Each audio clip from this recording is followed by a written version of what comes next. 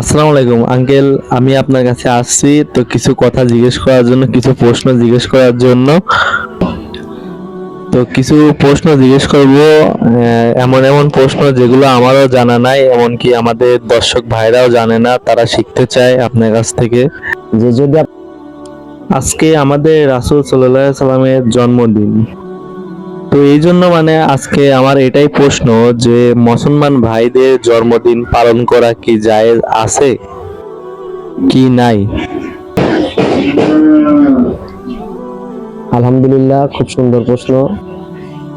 আসলে আমরা মুসলমানদের জন্মদিন পালন করা জায়েজ থাকলে রাসূল সাল্লাল্লাহু আলাইহি সাল্লামকে আল্লাহ অবহিত করতেন এবং রাসূল সাল্লাল্লাহু আলাইহি সাল্লাম সাহাবীদেরকে এবং সকল মুসলমানদের জন্মদিন পালন করার অনুমতি দিতেন। রাসূল সাল্লাল্লাহু আলাইহি সাল্লাম নিজের জন্ম এবং মৃত্যুর বার্ষিকীতে রোজা থাকতেন, এটা আমরা সবাই জানি।